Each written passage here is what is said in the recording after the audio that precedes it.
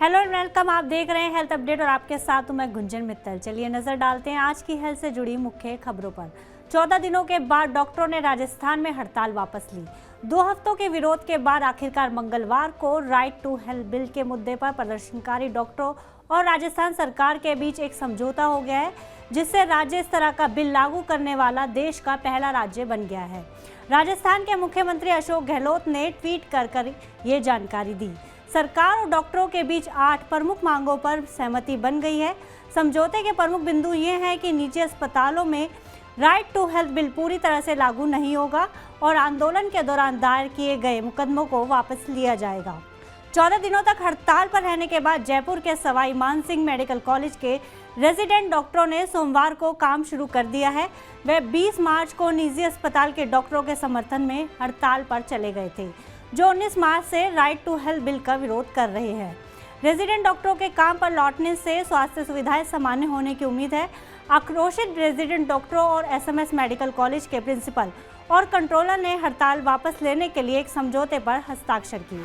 तेलंगाना के निजी मेडिकल कॉलेजों में फीस में धोखाधड़ी और फर्जीवाड़े का मामला आया सामने। तेलंगाना के कई प्राइवेट मेडिकल कॉलेजों पर धोखाधड़ी के साथ साथ मनी लॉन्ड्रिंग के जरिए एक्स्ट्रा फीस वसूल करने का आरोप लगा है।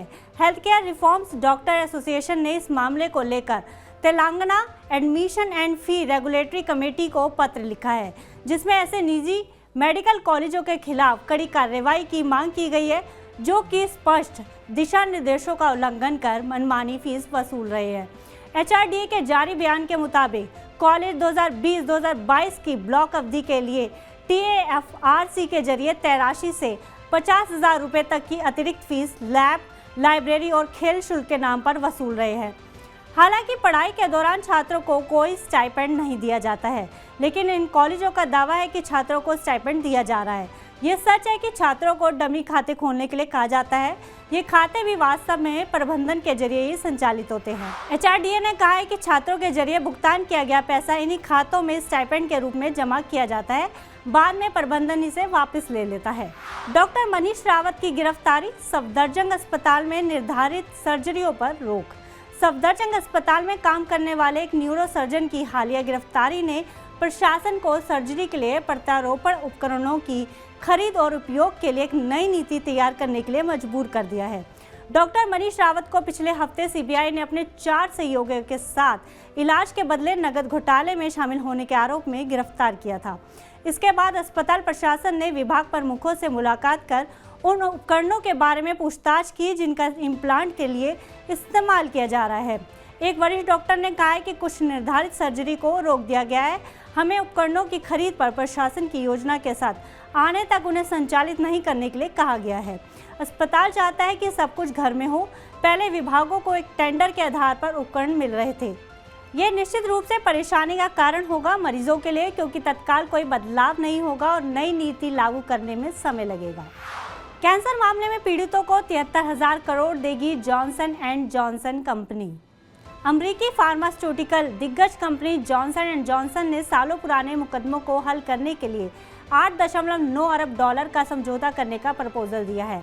इसमें दावा किया गया है कि कंपनी के टैल्कम पाउडर प्रोडक्ट से जिन लोगों को कैंसर हुआ है, कंपनी उन पीड़ितों को करीब 73,000 करोड़ रुपए का मुआवजा देगी। जॉनसन एंड जॉनसन को ओवेरियन कैंसर पैदा करने के लिए दोषी ठहराए गए एस्बेस्टस के निशान वाले टैल्कम पाउडर पर हजारों मुकदमों का सामना करना पड़ रहा है। न्यू जर्सी स्थित कंपनी ने कहा है कि जो प्रपोजल दिया गया है उसे अभी भी अदालत के अप्रूवल की आवश्यकता है। कोर्ट कॉस्मेटिक टैल्क मुकदमेबाजी से पैदा होने वाले सभी दावों को समान रूप से हल करेगा और उचित फैसला लेगा। यदि अदालत द्वारा अप्रूव किया जाता है तो 8.9 अरब डॉलर का भुगतान संयुक्त राज्य अमेरिका में अब तक के सबसे बड़े प्रोडक्ट दायित्व निपटारों में से एक होगा। WHO का कहना है कि बांझपन वैश्विक स्तर पर 6 में से 1 को प्रभावित करता है। WHO ने सोमवार को एक रिपोर्ट में कहा है कि वैश्विक स्तर पर 6 वयस्कों में से 1 ने अपने जीवन में कम से कम एक बार बांझपन का अनुभव किया है। रिपोर्ट में देशों को बांझपन पर लगातार डेटा एकत्र करने और साझा करने की आवश्यकता पर प्रकाश डाला गया है।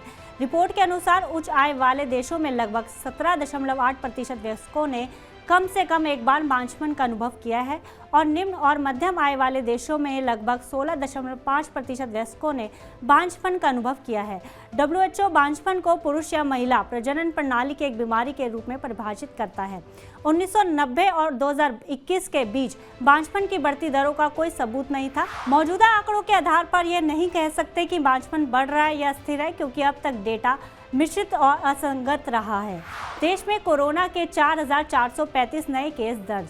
आपकी जिंदगी की रफ्तार पर ब्रेक लगाने वाले कोरोना वायरस वापस लौट आया है। देश में हर दिन कोरोना के मामले बढ़ रहे हैं और कोरोना के रोजाना मामले अब 4,000 के पार पहुंच गए हैं। देश में पिछले 24 घंटों के भीतर कोरोना के 4,435 नए मामले सामने आए हैं। बड़ी बात यह है कि एक्टिव मामलों की संख्या अब 23,000 के पार पहुंच गई है।